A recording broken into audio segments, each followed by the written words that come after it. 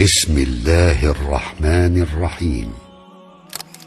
مسجد اقصی کہاں واقع ہے اور یہ مسجد کس نے بنوائی، دیکھیے اس ویڈیو میں۔ مسجد اقصی کی فضیلت۔ سنہری فکرے یوٹیوب چینل میں خوش آمدید۔ نئے آنے والے دوستوں سے گزارش ہے کہ اس چینل کو سبسکرائب کر دیں اور بیل آئیکن کو دبا دیں، جو کہ بالکل فری ہے۔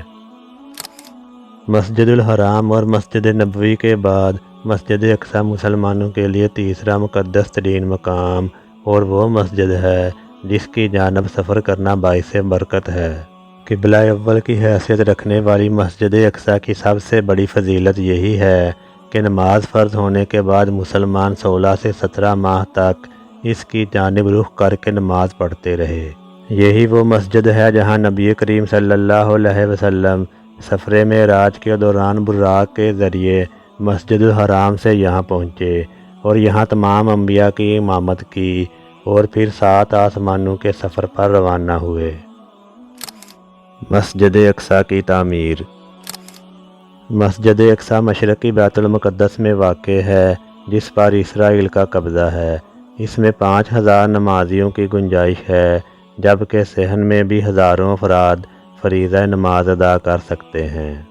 حضرت یعقوب علیہ السلام کو مسجد اقصی کا معمار مانا جاتا ہے۔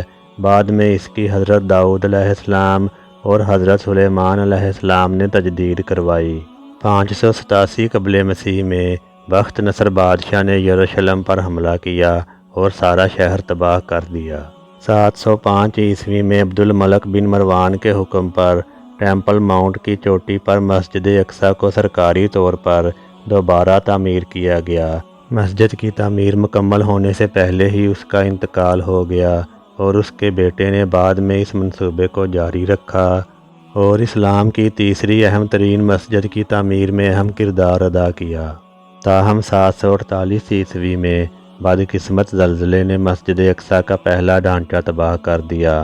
تاریخی مسجد ایک بار پھر 780 عیسوی میں تعمیر کی گئی، لیکن 1033 عیسوی میں آنے والے زلزلے نے اسے زمین بوس کر دیا۔ اس کے بعد 1099 عیسوی میں صلیبیوں کے قبضے کے فوراً بعد انہوں نے مسجد اقصی کی تعمیر نو کی اور اسے اپنا محل بنا لیا۔ بعد میں اسے 1119 عیسوی میں ٹیمپلر نائٹس کا درجہ دے دیا گیا۔ اس کے بعد سلطنت عثمانیہ کے دور میں مسجد کی کئی بار تزئین و آرائش کی گئی۔ طویل کہانی مختصر۔ مسجد اقصی کا فن تعمیر جو ہم آج دیکھ رہے ہیں وہ وہی ڈھانچہ نہیں ہے جو سینکڑوں سال پہلے بنایا گیا تھا۔ قبلی مسجد کئی سالوں سے کئی تعمیر نو سے گزری ہے، صرف ایک چیز جو کہ وہی رہ گئی وہ ہے اس کا مقام۔